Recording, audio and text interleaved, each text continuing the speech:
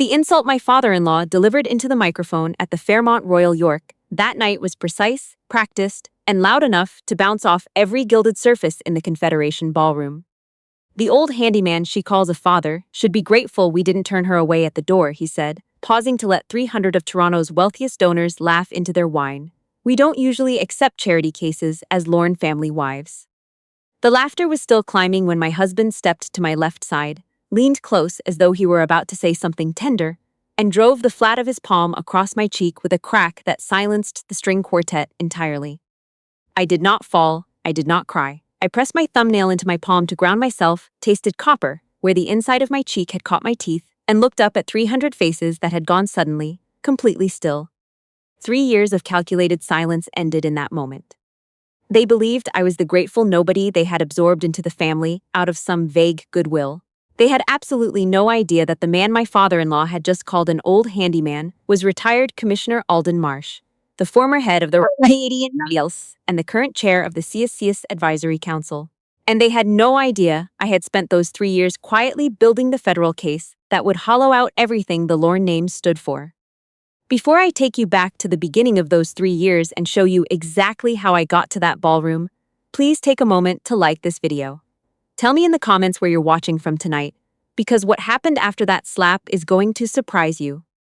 The night my father-in-law first made his feelings about me clear, I was standing in the foyer of the Lorne family home in Rosedale, still wearing the blazer I'd come straight from a meeting in at headquarters. I had been with the RCMP's Financial Crimes Unit for 6 years at that point. I had helped dismantle 2 Ponzi schemes, a securities fraud ring operating out of Vancouver, and a money laundering network connected to a federally contracted construction firm. I had the kind of institutional knowledge that takes a decade to build and cannot be replicated by breeding alone. My father-in-law did not see any of that. He saw a woman from a mid-sized city in New Brunswick whose father drove a maintenance truck and repaired furnaces for a living. He saw someone whose last name had never appeared on a charitable foundation plaque, who hadn't summered anywhere in particular, and who wore a blazer that hadn't been tailored.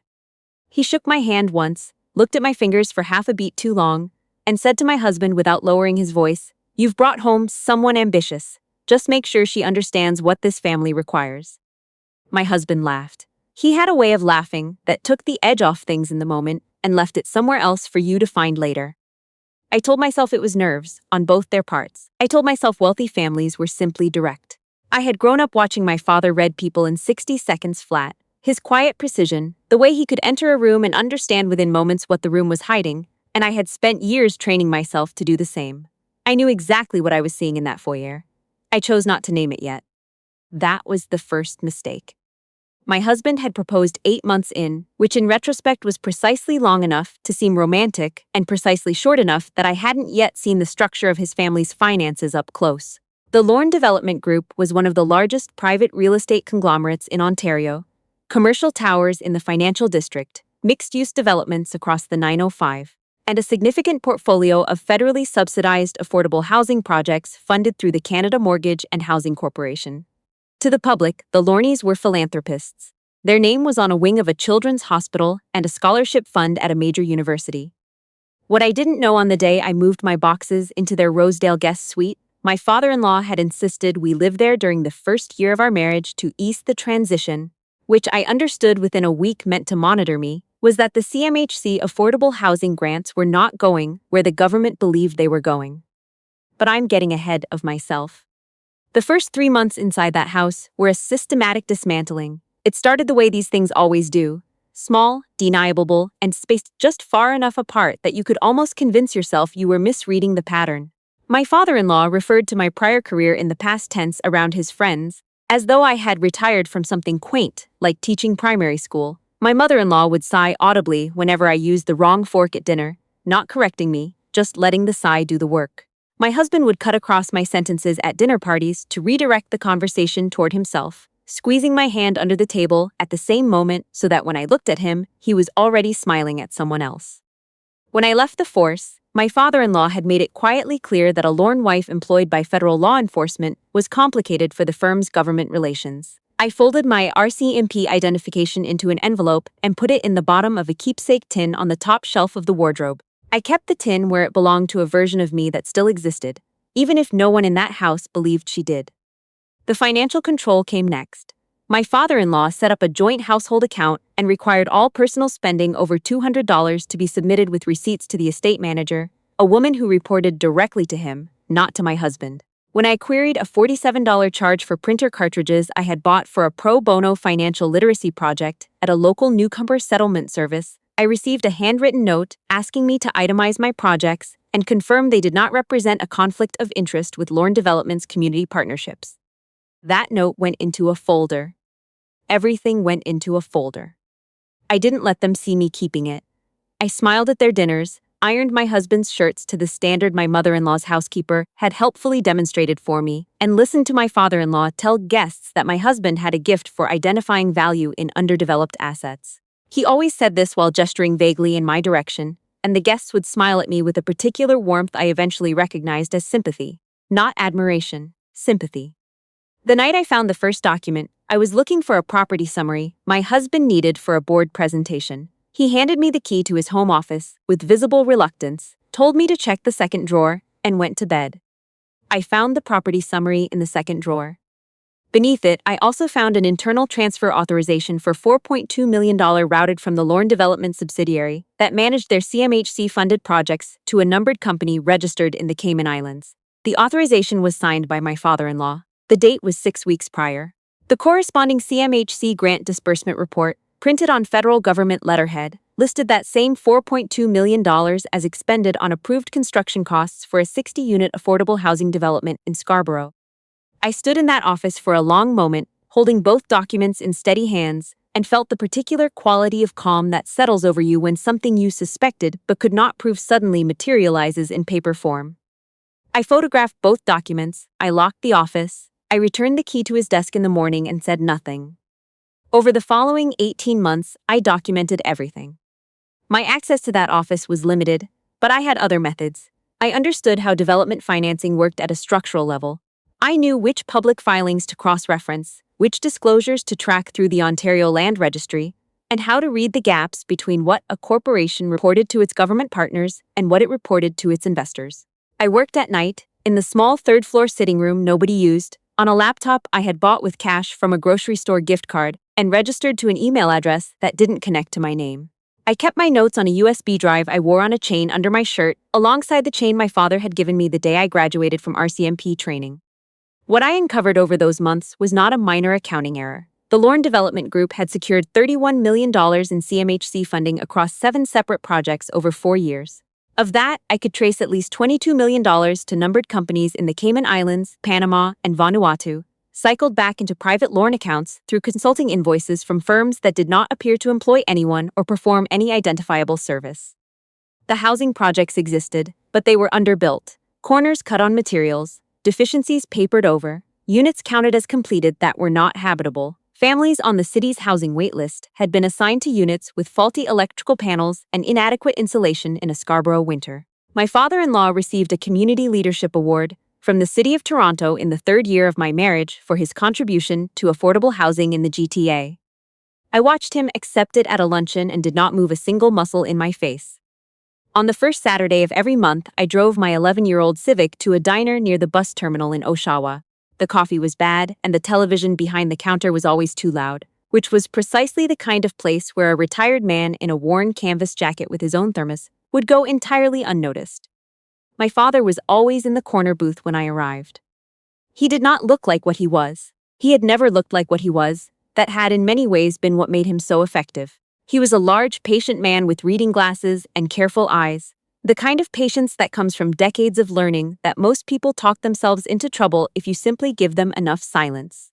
He knew the waitress's name and remembered how she took her coffee and asked after her daughter's swim competition. He wore the canvas jacket in every season and drove a truck with a cracked taillight he had been meaning to fix for 2 years. He had run the RCMP. He now chaired the advisory council overseeing civilian management of CSIS. He held clearances I was not permitted to know the names of.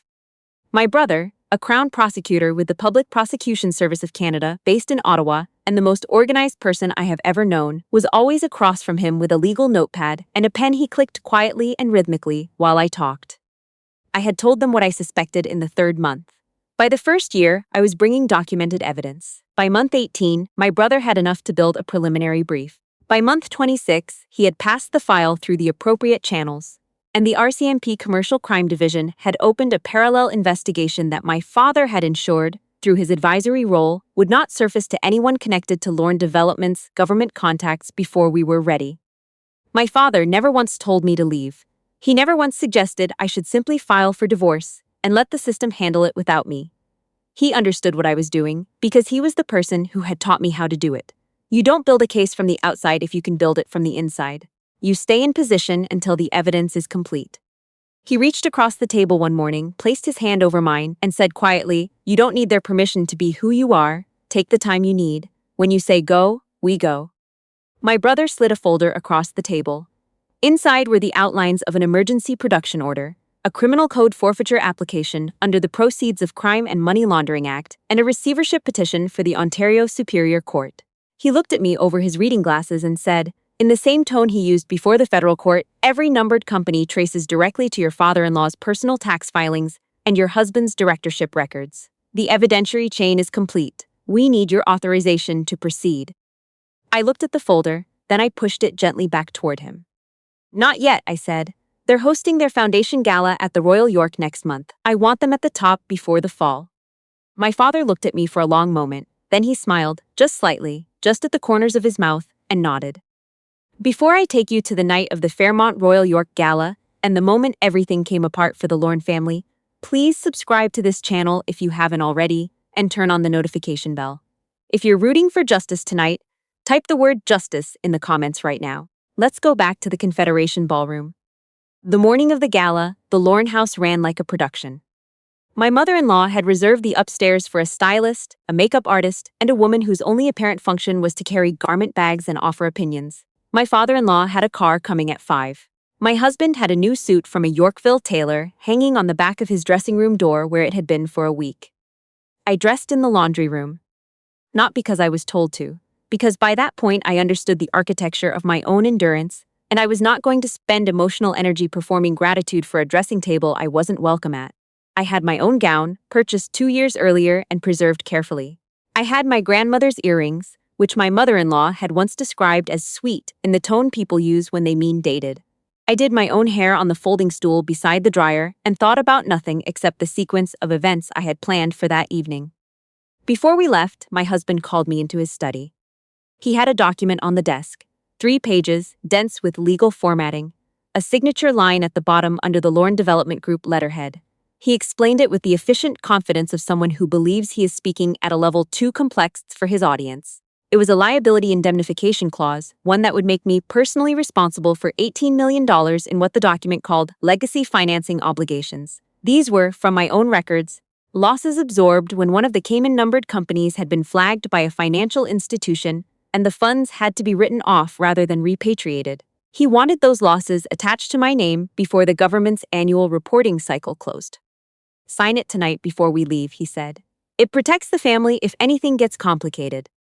"Can you walk me through the $18 million figure?" I asked. Because the CMHC disbursement schedule for the last 4 projects only accounts for about $12 million in grant exposure. Where does the additional $6 million come from? He stared at me. "Just sign it. I want to understand what I'm signing." He moved around the desk and stepped close enough that I had to tilt my chin up to hold his gaze. "You are signing it because I am telling you to sign it. Without this family, you are nothing. Do you understand that?" I kept my hands still. I had activated the forensic audio recorder built into the cuff of my evening gown 40 seconds earlier, the same discreet equipment I had carried during 6 years with the RCMP's Financial Crimes Unit and kept when I left, because nothing in my exit agreement had required its return.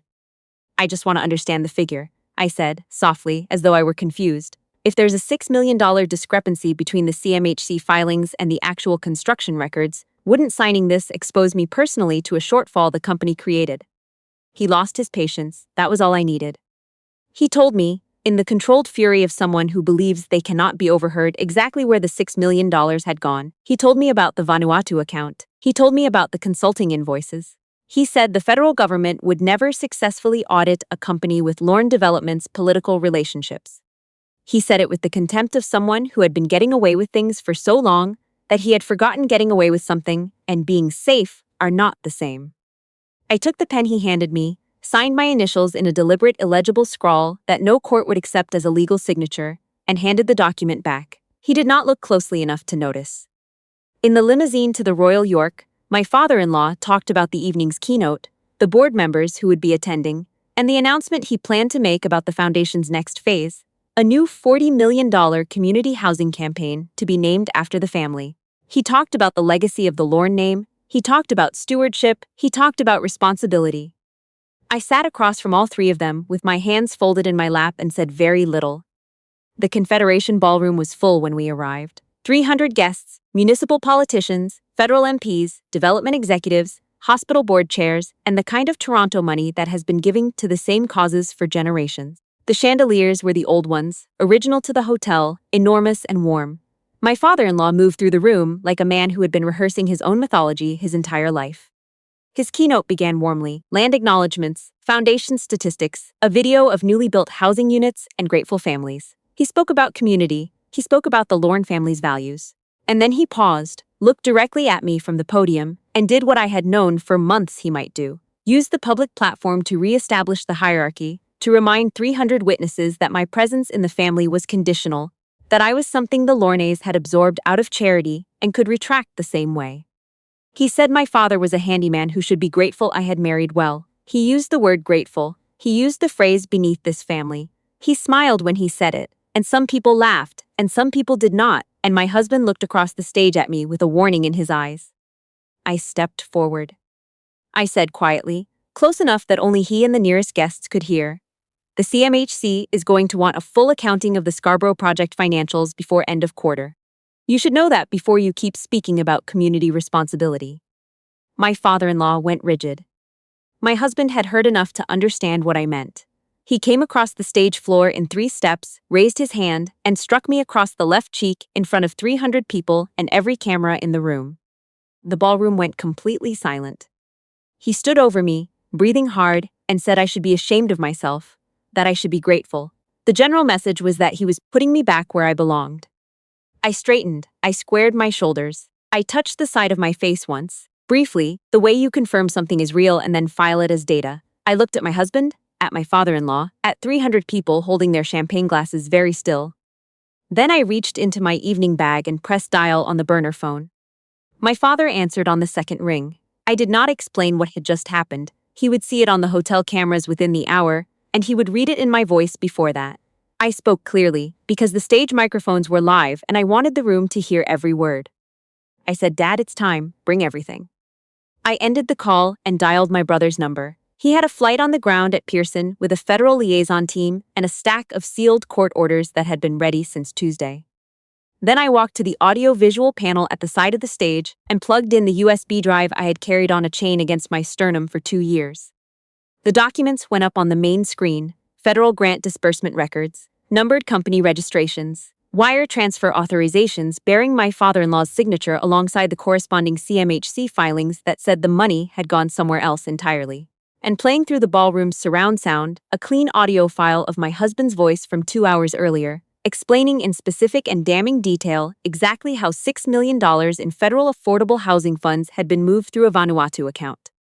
My father-in-law grabbed the edge of the podium. He said the documents were fabricated. He said I was unstable. He looked out at the room for support and found that the room was recording everything on their phones. The ballroom doors opened. 8 officers from the RCMP Commercial Crime Division and 2 investigators from the Canada Revenue Agency Criminal Investigations Directorate entered in formation. Beside them, in his federal prosecutor's identification lanyard and carrying a document binder 3 inches thick, was my brother. He walked to the center of the room, nodded at me once, and handed the court order to my father-in-law without ceremony. He explained, in the flat professional tone of someone who has done this many times, that Lorne Development Group's accounts had been frozen by order of the Ontario Superior Court under the Proceeds of Crime and Money Laundering and Terrorist Financing Act, effective that evening. That the officers present were there to serve the individuals named in the warrants and ensure the orderly execution of the court's order. My husband moved toward me. An RCMP officer stepped between us. My mother-in-law sat down heavily in a banquet chair and said nothing.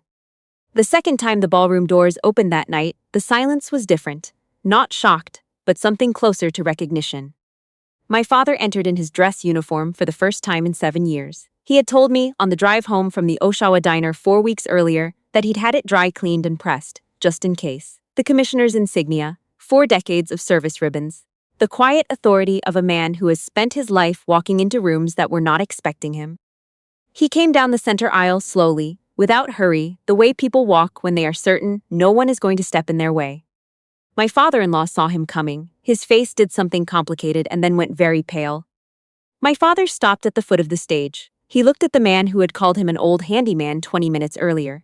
He said, quietly enough that the microphone didn't fully catch it, but the room was silent enough that everyone heard. I drove a truck for 3 years as an undercover officer. I am Commissioner Alden Marsh, retired, and the man currently chairing the advisory body that oversees the organization arresting your son. I would like you to look at my daughter now. My father-in-law looked at me. My father climbed the stage steps and stood beside me. He handed me a document, the Ontario Superior Court Receivership Transfer Order for the Lorne Development Group's federally funded asset portfolio. He held out his pen. I signed it with my full name on the correct line, clearly and without hesitation. The Lorne Development Group's affordable housing portfolio, 17 properties across the GTA, including the Scarborough development, where families had spent 2 winters with inadequate insulation and faulty wiring, was transferred to a court-appointed administrator to be rehabilitated and placed under the oversight of a newly incorporated non-profit housing trust. My husband was on his knees by then, saying things I had heard variations of for 3 years. He was holding the hem of my gown. I looked down at him the way you look at something you have already made a decision about, and I said nothing, because there was nothing left to say. I reached up and unclasped my grandmother's earrings. They were not the Lorne family's. They had never belonged to anyone in that room except me. I held them in my palm for a moment and put them back where they belonged, in my own ears. He had once suggested I wear something from his mother's collection to these events. I had always declined. That felt like the right memory to close on. I removed my wedding ring. I had not planned precisely what to do with it. I looked at it silver and cold and exactly as heavy as it had always been, and I set it down on the podium beside my father-in-law's crumpled speech notes. Not thrown, not dramatic, just placed. Some things don't need theater to be final. I looked out at the 300 people in that room and said the only thing I had prepared to say publicly, which was simply, every family on this city's housing wait list deserves a home that's actually habitable. That's what the money was for. Then I offered my arm to my father, and we walked out through the main doors of the Confederation Ballroom together. 7 weeks later, I stood on the front step of a 6-story housing complex in Scarborough on a Tuesday morning in October. The electrical had been corrected. The insulation was finished. A property manager hired by the new housing trust was giving a walkthrough to 3 families being moved in from the city's wait list. Families who had been waiting, in some cases, for years. One of them, a woman about 10 years older than me, with 2 kids running up and down the hallway and having to be repeatedly called back, stopped at the door to her unit, turned around and said, to no one in particular and everyone present, "This is the first time I've had my own front door in 4 years." She wasn't looking at me. She didn't know who I was. That was exactly right. My brother was standing beside me on the step, with his hands in his coat pockets and his collar turned up against the October wind. He watched the kids disappear down the hallway and then looked at me sideways. "Dad wants to know if you're coming to Oshawa on Saturday," he said. "Same diner?" I asked. "Same terrible coffee." "Tell him yes." We stood there a little longer in the cold, watching a family walk through their own front door, and I thought about what it had taken to get here and decided it had been worth every single minute of it. The people who work hardest to diminish you are always the most afraid of the thing they cannot measure in you. Be patient, document everything, and never mistake someone's ignorance of your depth for an accurate reading of it.